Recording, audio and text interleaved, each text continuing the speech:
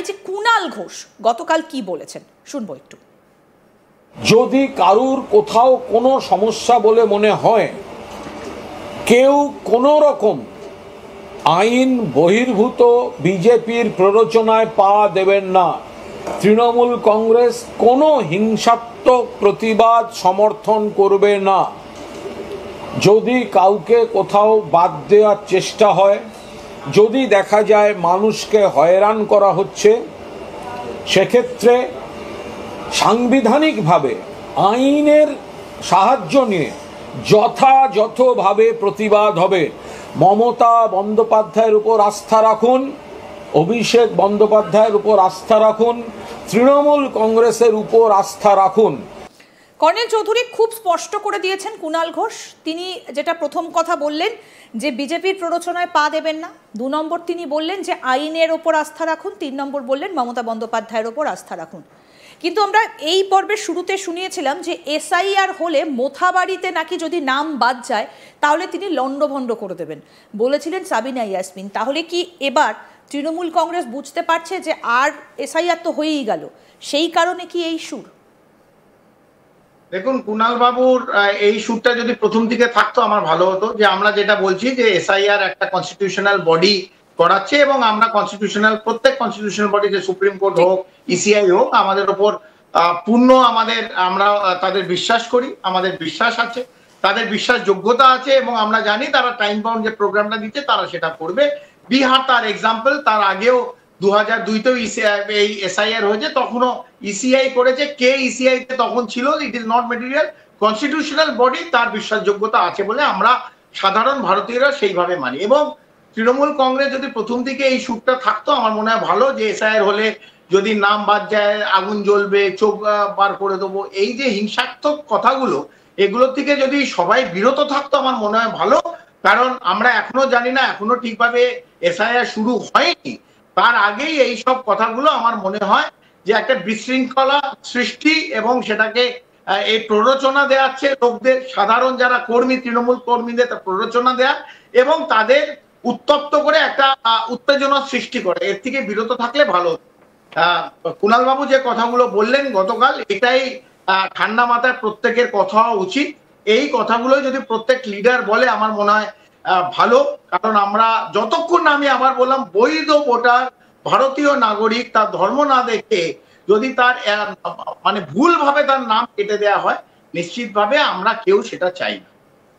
বৈধ ভোটার তার যাই ধর্ম হোক, তার যদি ধরুন 2002তে অথবা 3-এর নাম নাও থাকতে পারে, কিন্তু তারপর যদি তার ডকুমেন্ট, এই 12-15টা ডকুমেন্টের মধ্যে সে ডকুমেন্ট দেখাতে পারে, নিশ্চিতভাবে তার ইলেকট্রাল রোলে নাম তুলতে হবে।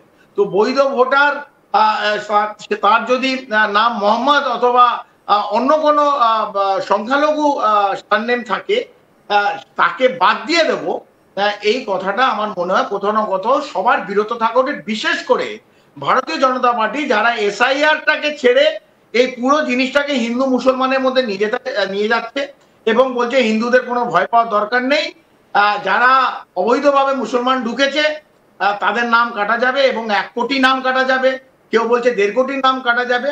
আমার মনে হয় যারা এই কথাগুলো বলছে, বিভিন্ন বঙ্গ বিজেপি লিডার, তাদের ইসিআই তে নরেন্দ্র মোদী অথবা অমিত শাহ ইমিডিয়েটলি চাকরি দিয়ে দেওয়া উচিত এবং মিস্টার গণেশ কুমারকে সরিয়ে, যারা এই 1 কোটি 1.5 কোটি আগেই জেনে ফেলেছে ম্যাপিং এর আগে, তাদের ওই জায়গাটা দেওয়া উচিত। আমার মনে হয় প্রেস কনফারেন্সটা এই লিডার গুলো যারা বারবার বলছে ধর্ম নিয়ে এসআইআর কে জুড়ে দিচ্ছে, তাদের মানে করলে ভালো হতো। কারণ তারা তো জানে বাংলা কেউ বলছে 1.5 কোটি, কেউ বলছে 1 কিন্তু কোটি। কোথাও কি শুভেন্দু অধিকারীর বক্তব্য, কর্নেল চৌধুরী, তিনি যেটা বলছেন যে বাংলাদেশ থেকে ধর্মীয় কারণে যে হিন্দুরা এসেছেন তারা হচ্ছেন এখানকার শরণার্থী, কিন্তু যারা মুসলিম এসেছেন তারা হচ্ছেন অনুপ্রবেশকারী, এবং কারা ভোট দিতে পারবেন, কারা ভোটার তালিকা থেকে বাদ যাবেন, শুভেন্দু অধিকারী তো আগেই এই বক্তব্যটা খুব স্পষ্ট করে দিয়েছিলেন।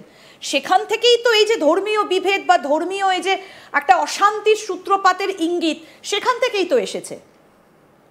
দেখুন, শরণার্থী যারা আছে তাদের তো প্রথমে ভারতীয় নাগরিক হতে হবে, সেটা একটা লম্বা প্রসেস।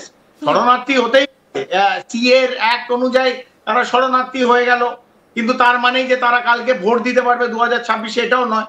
যেমন অবৈধ কোনো লোক যারা বাংলাদেশ থেকে এসছে, তারা তাদের নাম কাটা হবে যদি ইলেকট্রাল রোলে থাকে। শরণার্থীও যদি থাকে তারও নাম কাটা হবে, কারণ যে শরণার্থী সে তো ভারতের নাগরিক না। একটা নাগরিক পেতে গেলে যে ফরম্যাটের মধ্যে দিয়ে যেতে হবে, যে প্রসেসের মধ্যে দিয়ে, এটা লম্বা প্রসেস। সেটা কালকে 2026-এ আমি এলাম, 2014 অথবা 2018-এ, এবং 3-4 বছরের মধ্যে আমি এখানকার সিটিজেন নাগরিক হয়ে গিয়ে আমি ভোট দিলাম। এই এত সরলীকরণ করা উচিত নয়। এবং এরা এই ভারতীয় জনতা পার্টি এটা একটা মিথ্যে কথা রটিয়ে দিচ্ছে, যারাই হিন্দু বাংলাদেশ থেকে এসছে তারা ভোট দিতে পারবে, এটা মিথ্যে। শরণার্থী হলেও যে তারা নাগরিক, ভারতীয় নাগরিক, এইটা কোথাও বলা নেই। আর এটার জন্য একটা প্রসেস আছে, সেই প্রসেসটা পুরো করতে হবে। এবং অবৈধভাবে যারা ঢুকেছে, আমি তো বলছি যদি অবৈধ থাকে তাদের নাম কাটা যাবে। যদি ইসিআই অথবা বিএলও যখন তারা চেকিং করছে, সেখানে যদি কেউ অবৈধ নাম থাকে তাদের নাম কাটা যাবে। তাদের ভোট দেওয়ার অধিকার নেই, এবং তাদের ডিপোর্ট করুক, তাদের পাঠিয়ে দেওয়া হোক। শুধু মুখে বড় কথা বলে এবং ভোটের আগে আমার একটা ইন্দিরা একটা কথা বলুন, এই জিনিসটা কি 1 বছর আগে করা যেত না? ঠিক, প্রশ্নটা তো এখানেও যে জাস্ট ভোটের আগেই কেন, জাস্ট ভোটের আগেই কেন এই প্রশ্নগুলো উঠবে। আমি ইসিআই এর উপর প্রশ্ন করছি না, আমি প্রশ্ন করছি টাইমিং এর উপর। আমি প্রশ্ন করছি যে এতগুলো অবৈধ লোক ঢুকলো, তাহলে বিএসএফ কি করছিল? এত যখন অবৈধ অনুপ্রবেশকারী, তাহলে সেন্টার ঘুমোচ্ছে কেন?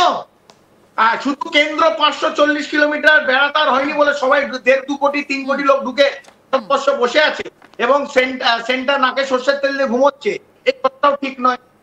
তো সুতরাং যে আমাদের সময় নিয়ে একটা প্রশ্ন আছে, যে এই এসআইআরটা 1 বছর আগে হতে পারতো, 1.5 বছর আগে হতে পারতো, কেন ভোটের ঠিক 1-2 মাস আগে হচ্ছে? বিশেষ করে যে ভোটগুলো, যে রাজ্যগুলো ইলেকশনে যাচ্ছে।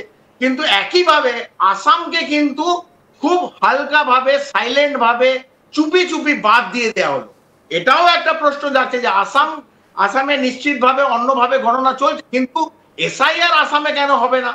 এই কথাটা কিন্তু এই হয়ে গেল। তো এই প্রশ্নগুলো যখন থাকবে, আমার মনে হয় কোথাও না কোথাও কেন্দ্র এবং ইসিআই কে, মিস্টার জ্ঞানেশ কুমারকে এই উত্তরগুলো দিতে হবে। কেন এই সময়? এটা আরো সুষ্ঠুভাবে যদি করা যেত 1 বছর আগে। এটা তো মূল লক্ষ্য কি? অবৈধ ভোটারের নাম বার করা, ইলেকট্রাল রোলটা পরিষ্কার করা।